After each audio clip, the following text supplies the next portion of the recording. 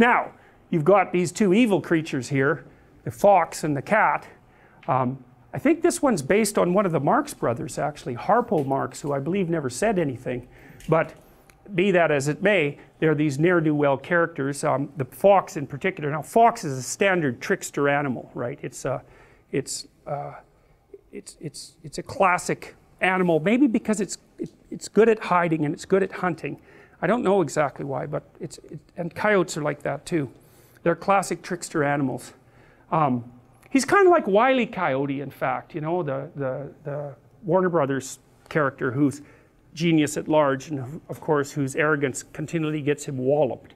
And this character has a lot of features like that, but he feigns being an English gentleman of like the 1890s and pretends to be educated, and he has a kind of high-blown way of talking, and he's a fraud through and through. And he's got this, you know, sidekick who is barely there at all, and he doesn't treat him that well, but he's got someone to lord it over, so that keeps his dominance hierarchy thing going well. And the fact that he's like a second-rate companion, well, he never really notices that, although he'll treat him contemptuously whenever he gets a chance.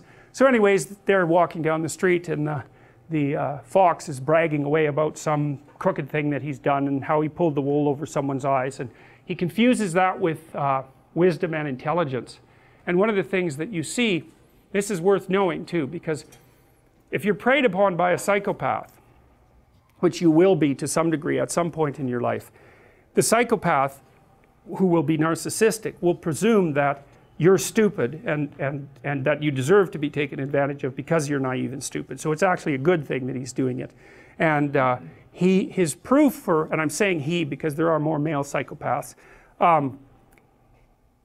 the proof that you're stupid, naive, is that he can take advantage of you. And so, like, if you were wiser, you'd be, you know, you'd know his tricks, and then it wouldn't be morally necessary for him to show you just exactly who knows what about what.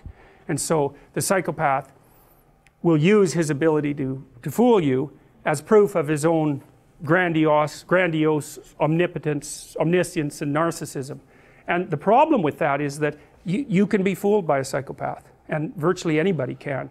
So that Robert Hare, for example, who studied psychopaths for a long time and interviewed a lot of them, like hundreds of them, and videotaped many of the interviews, he said when he was talking to the psychopath, he always believed what they were saying, and then he'd watch the video afterwards and see where the conversation went off the rails. But you know, the proclivity to be polite in a conversation is very strong.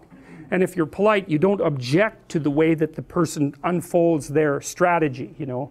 And psychopaths are pretty good at figuring out how to manipulate, obviously, how to manipulate people. And the probability that you will be immune to that is extraordinarily low.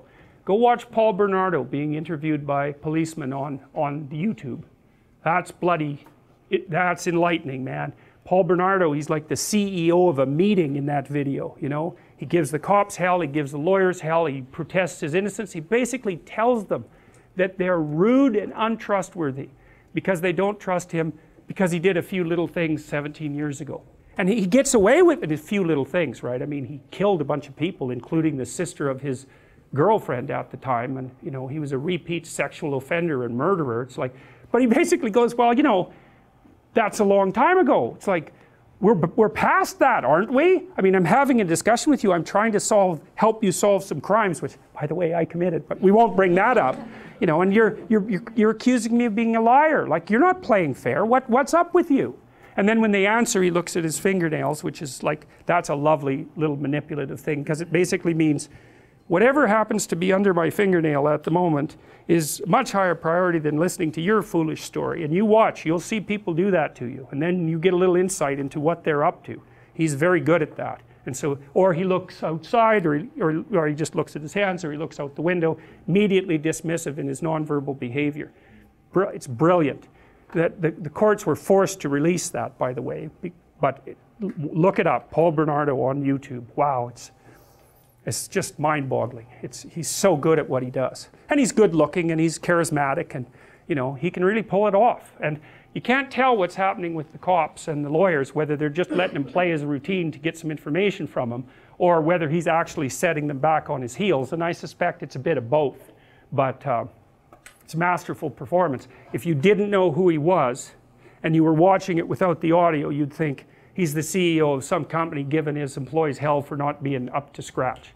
That's all his body language, his eye contact, everything just speaks that. It's amazing.